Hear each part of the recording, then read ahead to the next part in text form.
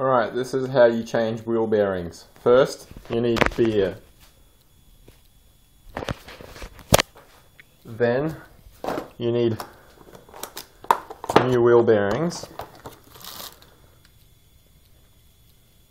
which cost me like 15 bucks. And it even came with a sticker.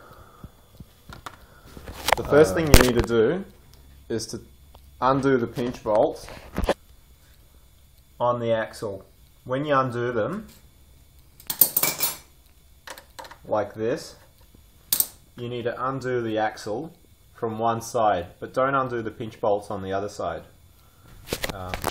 Alright, time for some more beer.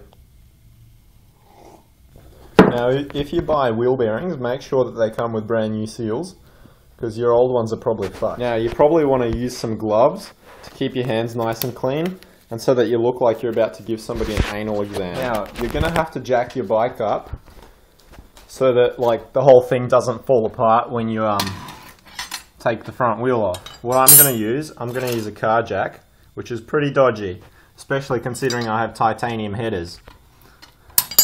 So the first thing you need to do is put the axle under your headers, yeah, and tighten it up.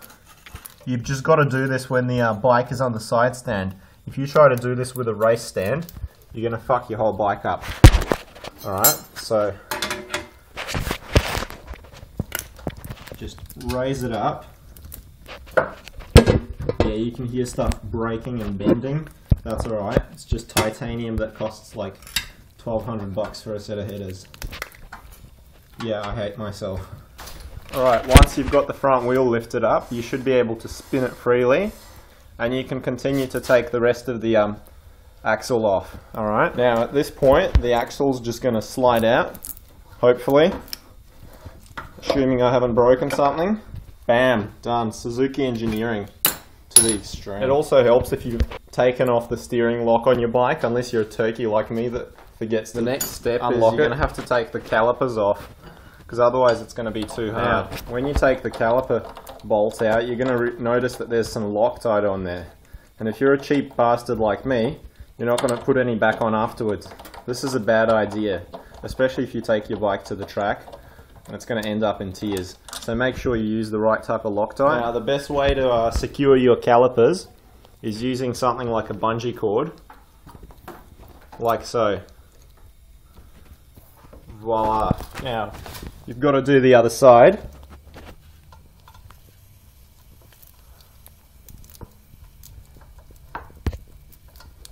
Bear with me.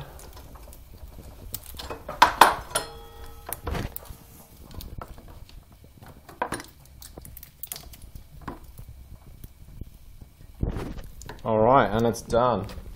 Now, time for some more beer. Because I'm an idiot, I forgot to take off my mudguard. Thankfully, Suzuki use actual metal for their bolts, and unlike Hyosung, they don't strip when you try and take them out. Now, you actually have to take out the mudguard without breaking everything. And there you have it, the wheel. As you can see, no, you probably, yeah, now you can see the bearings and the seals. Now, the way you're going to want to take out the seals is to use a screwdriver really carefully. Alright, I'm not going to show you this part because I'm going to probably fuck up my front wheel. After 5 minutes of swearing, I've managed to take the seals out. It looks pretty good. Ladies and gentlemen, we have progress. I'm going to show you how not to remove wheel bearings and not to fuck up your super bike. Alright, I tried about 20 different kinds of sockets and none of them worked. So I ended up using this socket handle, pushed into the axle and really gently tapped. Like, you don't want to dent the damn thing.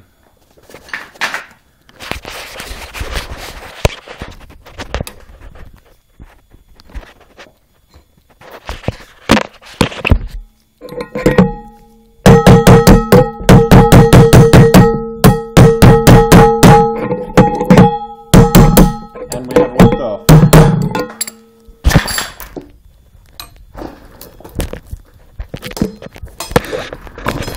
Voila, success. After about 10 minutes of swearing and hammering, I've managed to get both of the bearings out, and we're ready to go. Now, what you're gonna want to do is put these bearings in the freezer so that they shrink, even by a tiny amount. And when we put them in, I'm going to warm up the wheel with a hairdryer and gently tap them in. Alright? Alright. Since I was doing the wheel bearings, I used this as an excuse to take the brake discs off and just give it a good clean. So, considering I have white wheels, they're a bit of a bitch to keep clean. To get the wheel bearings back in, what we're going to do is we're going to tap them in with a socket that's the circumference of the outer edge, the outer race of the bearings. What you don't want to do is you don't want to tap the inner race. You want to tap the outer race. You want it so that it's the same size, otherwise you'll fuck up your new bearings. And so basically you just tap the bearings in and you'll feel it when they won't go any further. Make sure you put some bit of grease inside, and make sure you don't forget the spacer, and it's pretty straightforward. Alright, are you ready for the dodginess? Behold, I'm cooling down the bearings in some ice water because I want to get this over and done with, and our butthole freezes on the fritz. So I'm going to use this wonderful device to heat up the wheel and just tap the bearings in. Alright, and the first bearing is in. Alright, so the bearings are in, and the next thing is to put the seals in. First you're going to want to put some grease in. Now I'm using proper bearing grease, which is like $5 for a tub of the good stuff. Now you're probably going to want a decent amount in here, because it's going to last for a fairly long time. It's just basically to keep the water out, because the seal protects the bearings. Now I don't know the proper way to do this, but what I'm going to do is I'm going to warm up the rubber seal and just gently put it in, just with my hands. So it worked just like I said. I warmed it up with a hairdryer and just leaned on it with my hands, and it went right in. Just be careful not to damage any of it.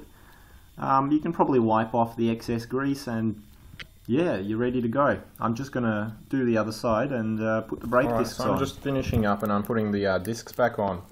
And you basically just saved yourself about $300.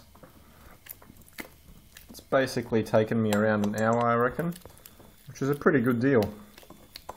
And there's not a whole lot of ways you can damage your wheel if you have the right tools, unlike me. But I was ready to accept the fact that I could damage the wheel. I've got a spare one anyway, so yeah. Basically just give it a go, and you've got nothing really to lose, unless your bike is brand new and under warranty. There's no reason why you shouldn't give it a go. Alright. It took me a little bit to get the axle back on because I'm a dickhead. But anyway, it's a sign of a good bearing job if your wheel keeps spinning after a while. Because my old bearings would pretty much stop. You know, and there's not really any notchiness. The wheel just stops.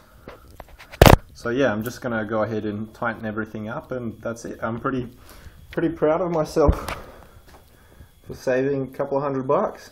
Yeah.